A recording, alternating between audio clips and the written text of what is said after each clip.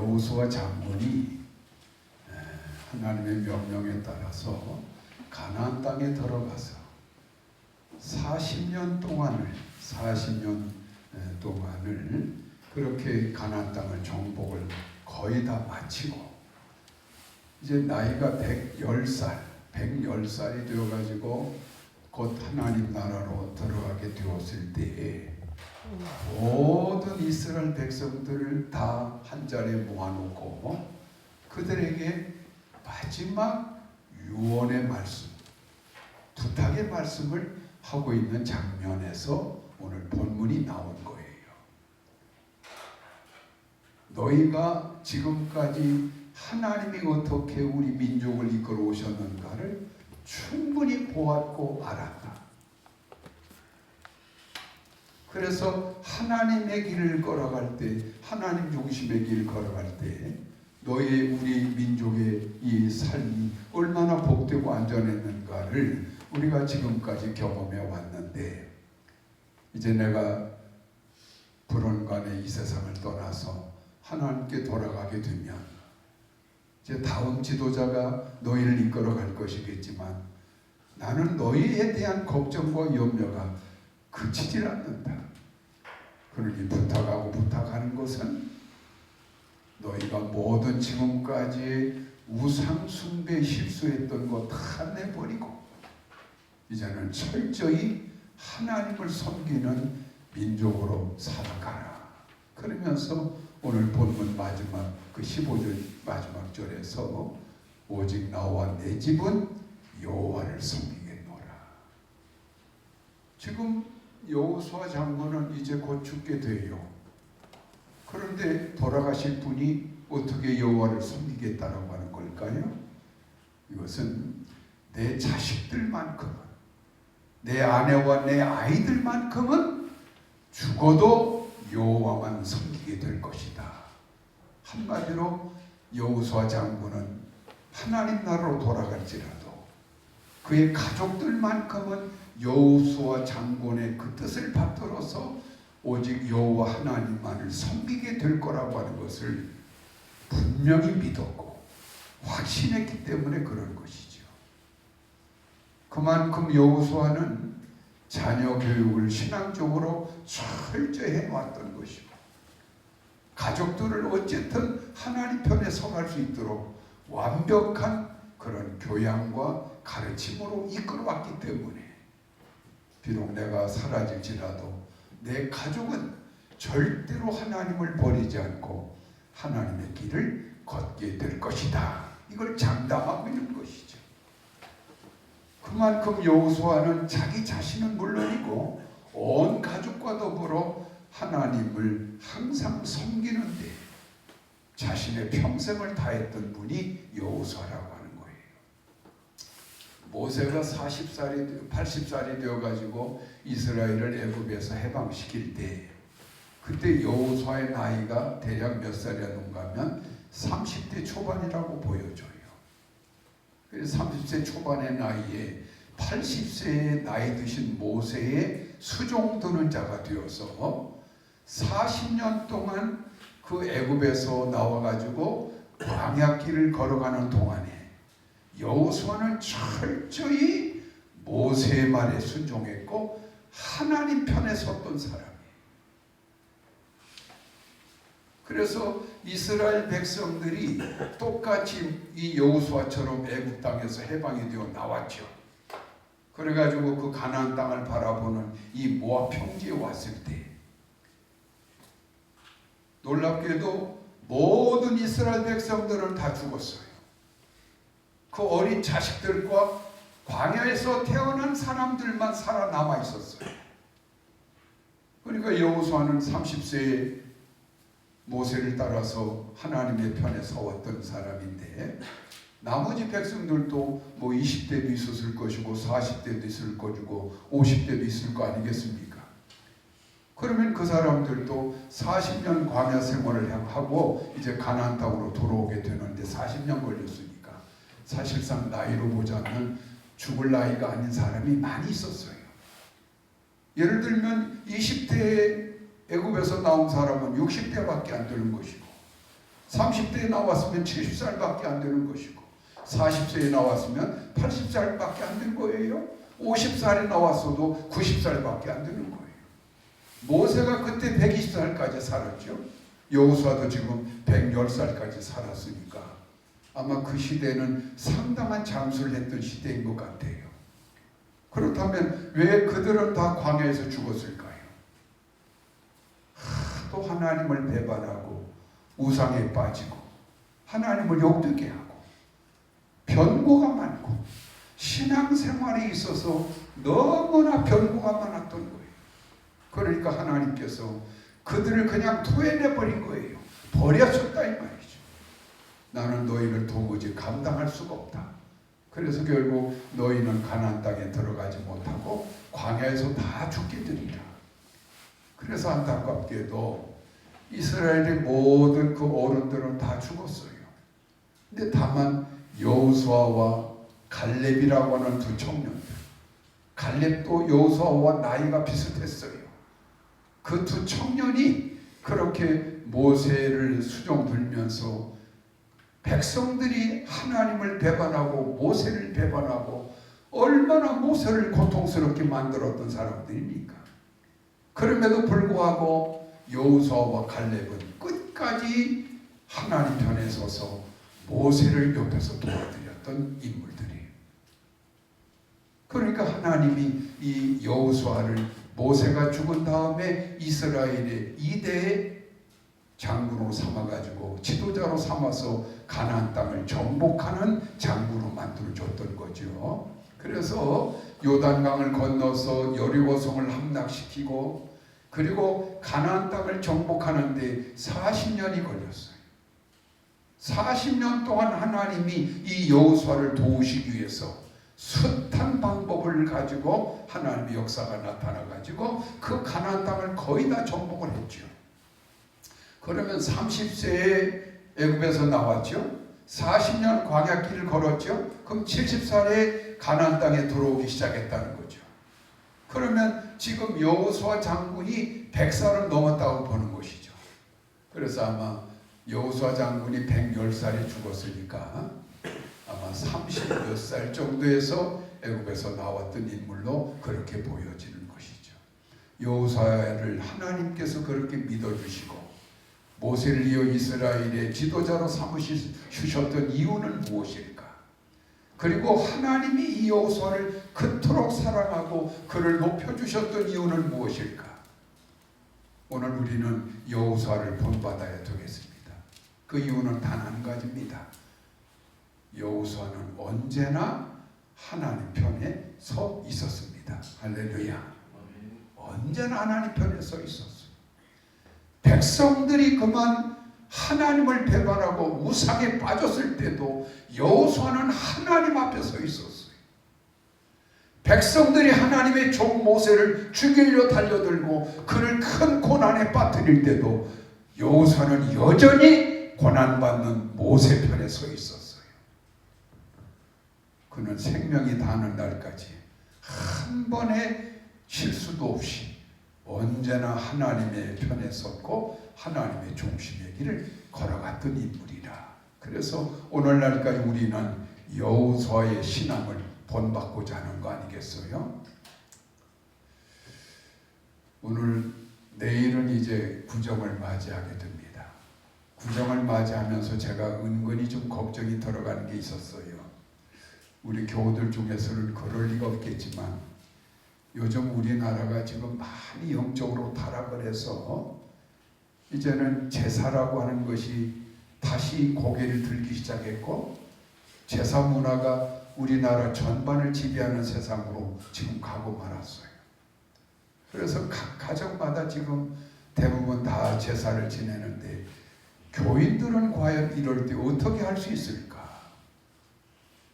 만약 하나 여러분의 부모님이 살아계시고 아버지가 살아계셔가지고 제사를 지내는 그런 부모라면 아마 보나마나 여러분도 어쩔 수 없이 그 제사적 그런 상황에 빠지게 될 것입니다. 제사가 뭐예요? 부모를 공경하고 돌아가신 부모님을 기념한다 말을 하지만 사실은 그건 철저히 조상 귀신을 섬기는 신앙이에요. 유교를 왜 종교라고 하는 줄 아세요? 엄밀한 의미에서 유교는 종교가 아니에요. 그건 철학일 뿐이죠.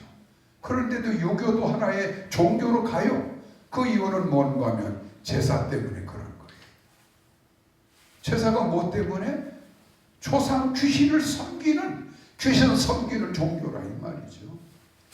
그러니까 온갖 정성을 다해서 제사물을 준비하는데, 엊그저께 방송에서 어느 탤런트 하나가 이 음식 준비하다가 뭐가 탁 떨어뜨리니까 우리 조상님 노하시겠네 그러더라. 음식을 잘못 손대도 조상 귀신이 노한다 이 말이에요. 그러니까 조상 귀신을 달리기 위해서 온갖 지성을 다해가지고 음식물을 잘 준비해서 그 앞에 놓고 온 가족들이 대개는 12시에서 새벽 1시 사이에 그 제사상 앞에 지성을 다해서 또 절을 합니다. 이게 신앙 아니고 뭡니까? 그런데 이것을 갖다가 조상을 경배하는, 조상을 공경하는 하나의 문화랍시고 천주교 교황께서 그 제사를 허락해버렸다 이 말이에요. 아니 이 나라에 천주교가 들어와가지고 제사 문제 때문에 얼마나 많은 천주교인들이 죽임을 당했습니까? 3만 명이나 되는 천주교인이 죽임을 당했어요. 그런데 뜬금없이 교황청에서 제사 지내도 된다라고 해버린 거예요. 그러니까 천주교인들은 지금도 제사를 지내요. 이거 얼마나 웃기는 이야기예요. 그러나 개신교만큼은 그럴 수 없는 것이죠. 그런데 한국의 최초의 교회 개신교가 들어와가지고 이 상황들을 보니까 정말 우리 이 민족이 너무나 안타까운 길을 걷고 있는 거예요. 자식들은 헐벗고 굶주리고 먹을 것이 없어서 땅에 있는 버러지를 파먹고 길바에 있는 풀틀을 뜯어먹고 이런 비참한 처지의 가족들은 고생하는데 아버지들은 날마다 술이나 먹고 담배나 피우고 빚을 얻어서 담배 술을 먹고 있는 거예요. 그리고 집집마다 무슨 제사가 그렇게 많은지 1년 내내 제사를 지내는데 이 가난한 사람들이 제사를 지낼 돈이 없으니까 남에게 계속 빚을 얻어다가 제사를 지내는 거지. 그래서 가을에 농사를 해가지고 추수하게 되면 전부 그 제사빚 갚는 데 다 써버리고 또 겨울 내내 굶주리고 그 고생을 하더라 이 말이죠. 그래서 선교사님들이 두 가지 의미에서 제사를 없애게끔 했던 거예요. 첫째, 이 가난한 민족이 이 고통에서 벗어날 수 있는 것은 제사를 없애야 된다. 이게 나중에 박정희 대통령까지 영향을 받아가지고 박 대통령도 그랬잖아요. 허례의식을 삼가합시다. 제사 지내지 말라는 이야기예요. 그래도 자꾸 제사를 지내야겠다 하니까 그러면 종에다 써가지고 밥상에다가 올려놓고 제사하라고. 밥, 떡, 고기 써서 붙여놓고 하라고. 이 가난한 백성들이 그 조상 귀신 때문에 그렇게 고통을 겪으니까 얼마나 답답한 일이냐 이 말이죠. 그 다음에 이 선교사들이 이 제사를 없애야 되는 이유 중에 하나가 뭐였는가 하면 역시 종교적인 이유 때문에 이건 분명히 귀신을 숭배하는 거구나. 조상이 두려워서. 이렇게 하지 않으면 조상들이 회꾸지할 것이 두려워서. 그러니 이게 얼마나 웃기는 이야기예요. 예수 믿는 사람으로서 그런 걸 두려우면 안 되죠. 그래서 여러분 제사를 없애세요. 아니 그러면 조상 귀신이 우리에게 진노할 건데요. 예수가 계시지 않습니까? 예수 믿으면 조상 귀신도 여러분 가정에 못 들어옵니다. 무서워하지 마세요. 그 제사 없애세요. 이래가지고 선교사들이 앞장서서 한국의 제사라고 하는 걸 아예 없애버렸다. 근데 기독교 교회를 다니는 사람은 누구도 제사를 지내지 않아도 되는 걸로 알고 살아왔어요. 그래서 한국 교회가 사회를 향하여서 영향력이 있을 때, 상당한 영향력이 있을 때 이것 때문에 결국에는 예수를 안 믿는 가족들도 저 예수 믿는 저 힘 있는 저 형제가 제사 안 지내겠다 하니까 그럼 우리도 지내지 말자. 이래가지고 우리 한국 사회의 상당한 부분에 있어서 제사 문화가 없어졌었어요. 그래서 1990년대까지만 해도요, 제사 이야기를 별로 교회에서 할 일도 없었어요. 왜? 제사가 거의 사라졌으니까. 그런데 한국 교회가 타락을 하고, 왜? 교인 숫자가 많아지고, 교회가 돈이 많아지고, 교회가 힘이 생기고, 권력이 생기니까. 캐톨릭이 그런 권력 때문에 그 타락을 했던 것처럼 한국 개신교도, 모든 세계에 있는 개신교도 마찬가지예요. 힘이 생기니까, 권력이 생기니까 그때부터 부패하고 타락의 길을 걷기 시작하더라고요.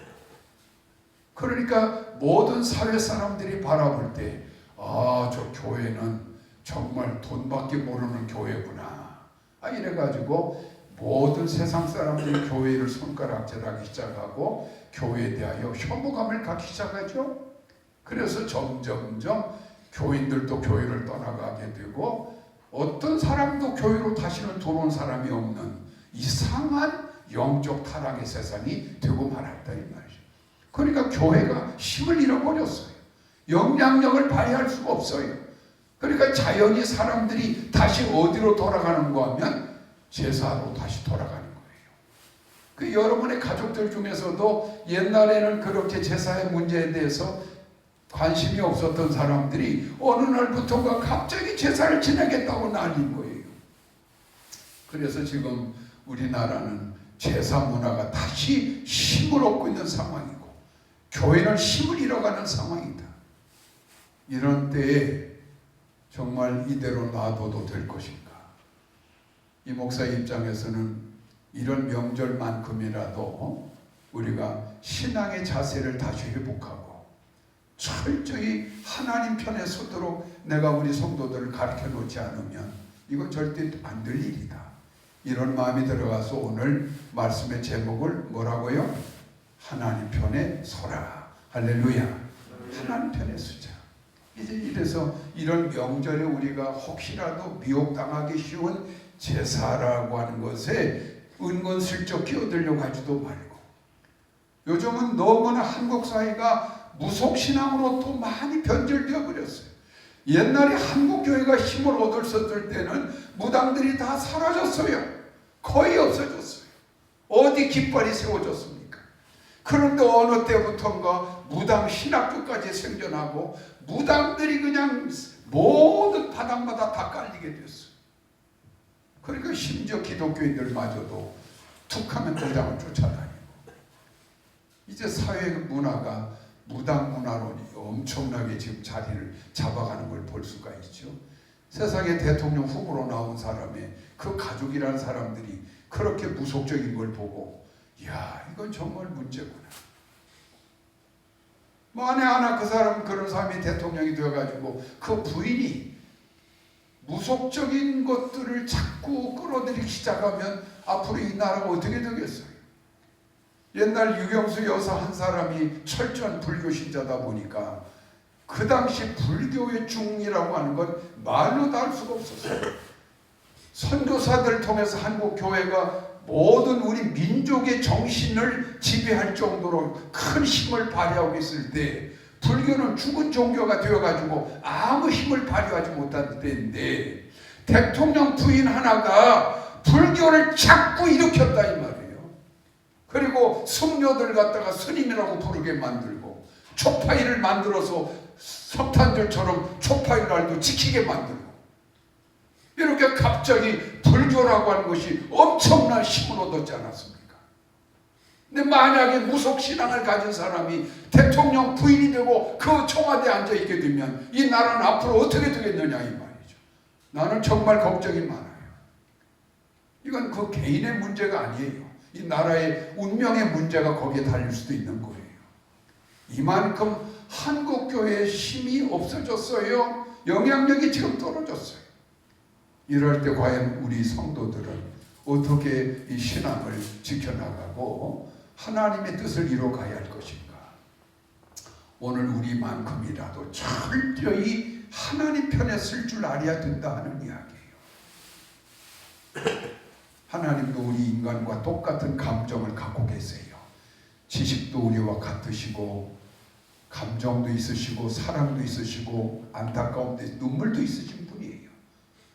그래서 하나님도 작은 것에 감동을 좋아하시는 분이에요. 그러니까 만에 하나 우리가 정말 작은 손짓으로라도 하나님 편에 진실로 쓰게 된다면 우리 아버지 하나님은 그러한 나 때문에 큰 감동을 받고 우리를 사랑하지 않을 수가 없을 겁니다. 지난번에 우리 고양이 아롱이가 아파가지고 동물병원을 데려갔는데 가서 동물병원을 쭉 치료받는 사이에 저는 동물병원 그 벽을 쭉 보다 보니까 포스터가 한 몇 개가 다 붙어 있는데 간절하고 절절한 포스터가 붙어 있는 거예요. 그거 뭔가 하면 우리 강아지를 찾아주세요. 강아지 사진하고 그 다음에 어디서 몇 시쯤 잃어버렸고 이런 내용들, 그 다음에 현상금을 100만 원 드리겠습니다. 어떤 사람은 200만 원 드리겠습니다. 어떤 사람은 150만 원 드리겠습니다. 강아지를 그렇게 목매어 찾고 있더라고. 그런데 이 강아지를 잃어버린 장소가 어떤 사람은 진안에서 잃어버린 이 강아지를 전주에까지 와 찾겠다는 것이고 하도 찾아도 못 찾아지니까 어떤 사람은 저 완주군에 있는 사람이 이 전주까지 와서 포스터를 붙여놨더라고. 어떤 사람은 임실에 있는 사람이 강아지를 찾겠다고 포스터를 전주 시내에 붙여놓은 거예요. 저는 그게 이해가 가요. 저는 지금 키우고 있는 고양이도 새끼가 길바닥에 버려져서 죽게 생긴 것을 우리 교인들이 주워온 거 키우기 시작한 것이 그래 참 반려자같이 제가 지금 돌보고 있는 것이고 우리 집에 있는 강아지도 우리 교인 누군가가 아이 때문에 그 강아지를 입양을 했는데 똥을 못 가리니까 도무지 키울 수가 없으니까 버려야겠다라고 하는 것이 너무 불쌍해가지고 제가 데려다 키운 게 지금 우리 집에서 그거 강아지 크고 있어요.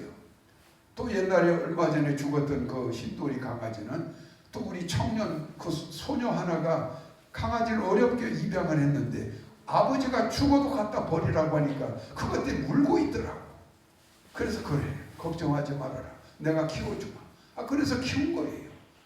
내가 무슨 강아지를 막 좋아하고 고양이를 좋아해서 키우게 된 게 아니라 그 생명이 불쌍해서 들여다 키우다 보니까 이제는 정말 내 가족처럼 정이 가고 사랑이 가는 걸 느껴요.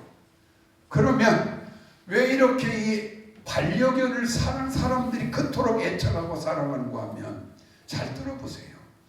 세상 사람들은 늘 배반해요. 거짓말해요. 속여요. 조건적으로 나를 대해요. 그러니까 어디 누구 한 사람 진실로 마음을 대할 만한 사람이 없는 세상에 살아가다 보니까 모든 사람들이 다 외로움 속에 고달파하고 있는 곳인데 그런데 신기하게도요 고양이나 강아지는 오직 나만을 위해서 존재하는 것처럼 행동해요. 나만 바라봐요. 나만 사랑해요. 나 하나만 기다려요. 절대로 변하진 않아요. 배반하는 일이 없어요. 그러니까 반려견을 사랑하게 되면요 정말 그 반려견에게 온갖 사랑과 정성이 다 쏟아지는 거예요. 내 편이 되어주는 반려견을 그래서 잃어버리면 못 견디는 거예요. 그렇죠? 그러니까 그렇게 자꾸 자는 거예요. 사람도 이런 미물 하나가 내 편이 되어지는 것에 대해서 이런 애착을 갖고 있다면 우리가 하나님 편이 진정되어진다면 우리 하나님은 얼마나 우리를 기뻐하고 사랑하실 것인가. 이걸 우리는 알아야 되겠죠. 우리가 잘 아는 다윗은 11살쯤 되었을 때 하나님으로부터 기름 부음을 받습니다. 앞으로 이 어린 소년이 자라나서 왕이 될 것이다. 그런데 이제 그걸 다 잊어버리고 17살 때쯤 되었을 때 이 어린 소년 다윗이 전쟁터에 나가 있는 형님들에게 먹을거리를 갖다 주러 갔다가 그 전쟁터의 상황을 보니까 블레셋 군대의 대장군 골리앗이 큰 길을 가지고 엄청난 무기를 장착한 상태에서 이스라엘 군인들을 막 화나게 하더라 이 말이에요. 나오라는 거예요. 나와 싸우자는 것이죠. 그런데 이 골리앗이 하는 말을 이 다윗이 들어보니까 누구를 모욕을 하고 있는가 하면 다윗이 그토록 사랑하는 여호와 하나님의 이름을 모욕하고 있더라 이 말이에요. 너희의 신을 데려와라. 너희 신이 살아있으면 내게 나오라 하라. 내가 그를 죽일 것이다. 얼마나 하나님을 모독하는 말을 하든지 이 17살 소년 다윗이 거기서 분노를 느끼는 거예요. 우리 하나님을 모욕하다니.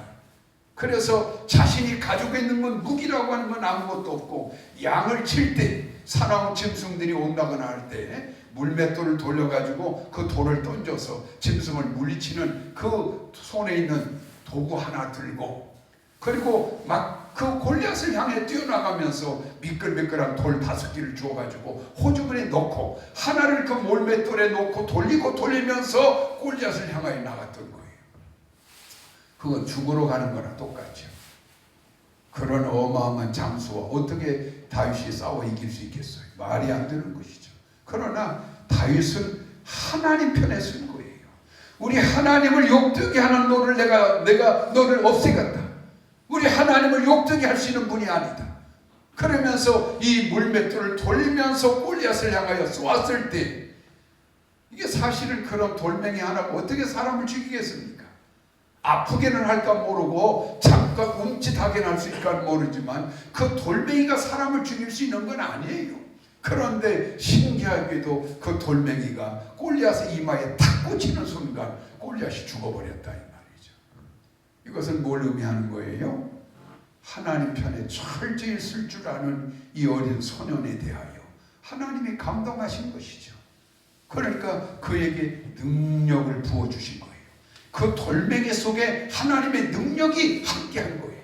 그러니까 그 엄청난 골리앗을 죽이고 그 전쟁을 결국 승리하게 만들었고 이런 과정을 통해서 다윗은 이스라엘의 왕이 되는 것이죠.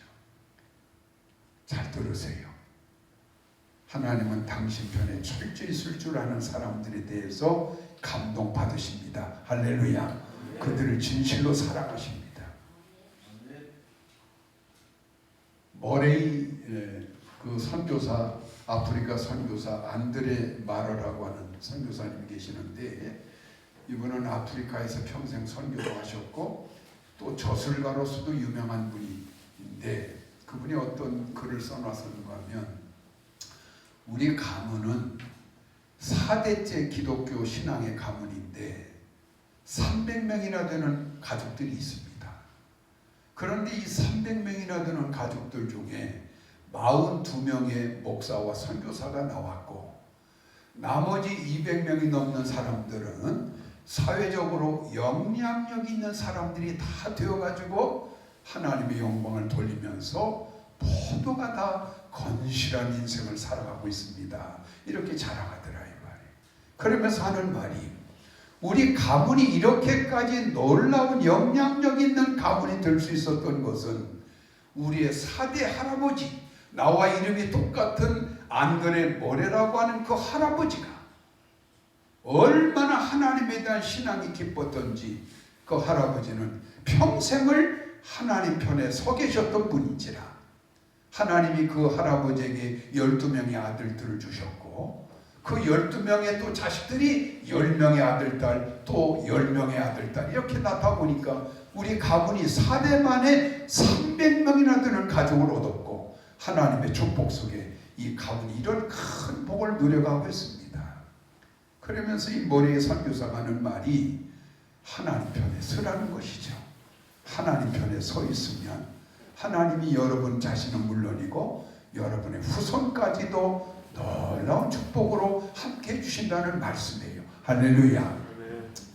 여러분 오늘 우리 그리스도인들에게 있어서 과연 하나님 편에 서는 길은 무엇인가? 요즘 이 사회가 기독교에 대하여 굉장히 반감이 많아요. 그래서 기독교라고도 안 부르더라고. 인터넷상에 이 댓글들을 보면 전부가 다 개독교라고 불러요. 목사는 목사라고 부르더라고. 이게 말이 되는 소리입니까? 이렇게 교회가 지금 욕을 먹고 있어요. 그러다 보니까 이 사회 전반 속에서 예배당에 나가고 교회를 다닌다는 것을 말하기가 어려운 정말 부끄러운 세상이 되고 말았어요.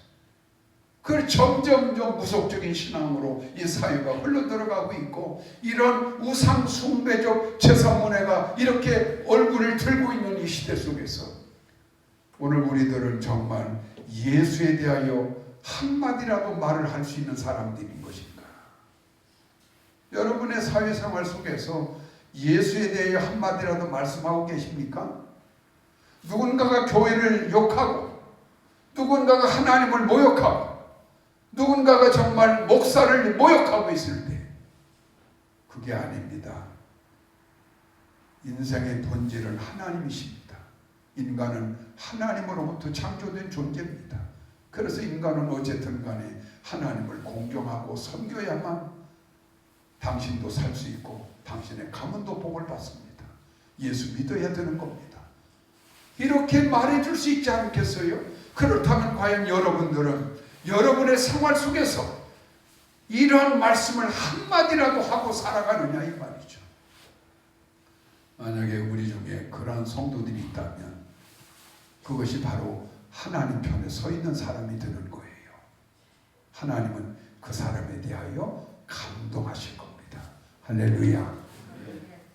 우리가 이웃에게 전도하는 것도 마찬가지예요. 그런 하나님 편에 서고자 하는 의식이 있을 때만 우리가 결국에는 전도의 열매를 맺을 수 있어요. 바클레이라고 하는 유명한 성경학자가 있는데, 그분이 무슨 말씀했는가 하면, 사람들을 교회로 인도해 낼 때 그 사람이 교회를 나오게 되는 것은 누군가가 전해주는 그 복음에 대하여 설득당해서, 아, 옳구나, 예수를 믿어야 되겠구나, 그렇게 해서 교회를 나오는 사람은 하나도 없다는 거예요. 어떻게 그러면 사람들이 교회를 나오느냐? 바로 그 사람을 복음으로 교회로 이끌어준 그 사람의 생활 태도, 그 사람의 사랑, 그 사람의 관심, 그 속에서도 용기 내어서 예수에 대하여 수시로 말하고 있는 용기 있는 그 신앙의 태도에 이 사람이 끌린다는 거예요. 복음 때문에 오는 게 아니라는 거예요. 그 사람의 태도 때문에 오는 거라는 거예요. 그 다음에 바클레가 또 말합니다. 그러면 교회를 다니다가 교회를 떠나는 사람들은 왜 떠나느냐? 성경을 믿지 못해서 떠나는 사람은 하나도 없다는 거예요. 그럼 누가 떠나는가 하면 교인들의 태도, 교인들의 언어, 교인들의 행동 때문에 상처받고 교회를 떠난다는 것이죠. 우리는 어떤 경우에도 나 때문에 사람들이 예수님 앞으로 나올지어정 나로 인해서 사람들이 교회를 떠나는 일은 없어야 할 줄로 믿습니다. 그렇게 할 수 있는 방법은 뭔가 하면 내가 철저히 하나님 편에 서는 의식을 갖고 있어야 돼요. 여러분이 직장 생활을 한다면 그 직업이 그리스도 편에 서서 복음을 전하는 도구가 되어야 되는 거예요. 여러분이 장사하는 사람이라면 그 장사의 수단이 하나님의 복음을 전하는 기회가 되어져야 하는 거예요. 내가 어느 자리에서 무엇을 하고 있든 간에 나는 이 모든 일을 통해서 하나님의 영광을 나타내고 하나님의 복음을 전할 각오가 되어 있어야 되는 것인데, 이런 것들이 다 하나님 편에 서는 거예요. 오늘 이 시간에 한번 곰곰이 생각해 보시길 바랍니다. 나는 지금 하나님 편에 서서 인생을 살아가고 있는 사람인가? 아니면 하나님과 아무 관련 없는 오직 내 육신만을 위해서 살아가는 것이고, 하나님은 다만 내 육신의 것을 위한 하나의 수단으로 내가 그분을 이용하고자 이런 신앙의 길을 걷고 있는 것은 아닌가? 오늘 여호수아 장군은 평생을 하나님 편에 섰던 분이에요. 그랬더니 하나님이 그를 높이 세워주셨어요. 오늘 저와 여러분도 철저히 하나님 편에 서서 이 계절을 잘 살아가시기를 주의 이름으로 기원합니다. 기도하겠습니다. 아버지, 저희들을 깨우쳐 주시고 성령으로 늘 인도해 주셔서 언제나 하나님 편에 설 줄 아는 그런 지혜로운 믿음의 자녀들로 살아가게 하여 주시옵소서. 이 구정 명절을 건강하게 행복하게 잘 지내게 해주시되 어떤 경우에도 영적으로 이탈되고 타락하는 일 없이 하나님 편에 서서 이 구정도 하나님 중심으로 지낼 줄 아는 우리 성도들 되게 하여 주시옵소서. 예수님 이름으로 감사 기도하옵나이다. 아멘.